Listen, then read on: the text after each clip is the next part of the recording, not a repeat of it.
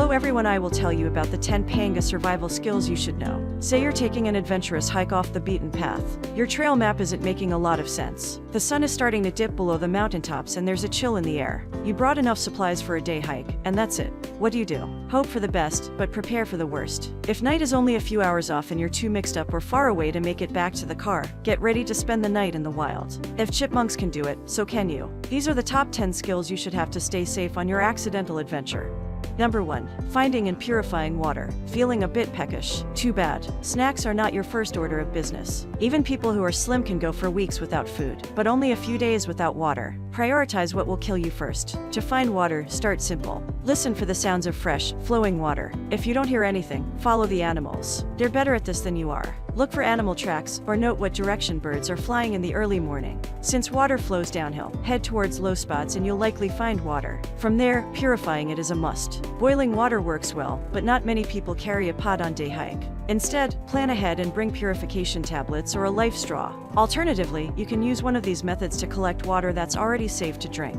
Number 2. Building a fire and keeping it lit. Keeping matches or flint in your backpack makes this step infinitely easier. There are multiple ways of starting a fire without either, so let's start with the simplest. Remember that psychotic neighbor kid who liked to burn ants? That works on twigs and leaves, too. If you have a magnifying glass, a pair of glasses, or even ice, you can start a fire just by focusing the light of the sun on some dry kindling. Most of these methods are a little trickier, but they're worth a try if you're in a pinch.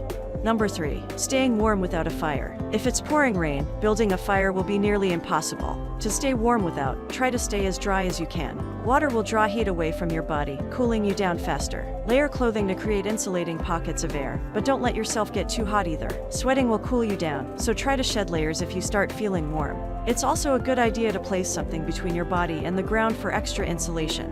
Number 4. Selecting an ideal location to make camp. Head uphill and look for spots with natural shelter, like large boulders. Thick trees can also provide some protection against the wind. Avoid low areas near water since they may be prone to flash flooding, and steer clear of areas with tall grass that might be home to venomous snakes that could make your impromptu night in the woods a whole lot scarier. Number 5. Building an appropriate shelter. Your options for shelter depend on what supplies you have. A survival knife or hatchet and a tarp will make things so much easier. If you don't, you can try building a simple lean-to with branches and debris that will provide at least some barrier against the elements.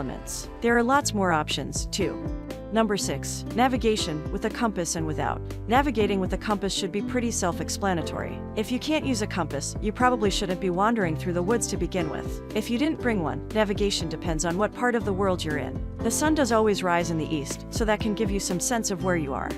Number 7. Finding and prepping food. Fish, birds, and even non-venomous snakes make for decent meals if you can catch them. If not, try foraging. Look for edible plants and insects, but if you don't know what it is, don't eat it. Avoid unfamiliar plants and anything with more than 6 legs. Not that you wanted to eat a spider anyway. Whatever you find, cooking it will make it safer to eat and easier to digest.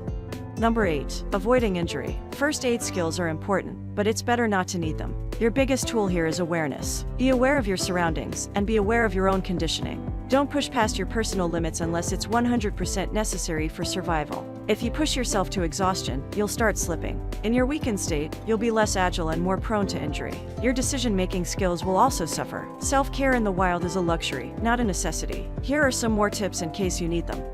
Number 9. Applying first aid correctly when needed. If you don't know basic first aid, take a class before heading into the wilderness. Your backpack should have a first aid kit in it even for short excursions. These are some great tips to keep in mind if you manage to slice open your leg or burn yourself miles from a hospital. The short version: stop bleeding with pressure and keep wounds clean and covered to prevent infection. Number 10. How to make rope. When you're trying to build a shelter, rope is an exceedingly useful tool to have. Learn to make your own, or save yourself the trouble and pick up one of these paracord survival belts.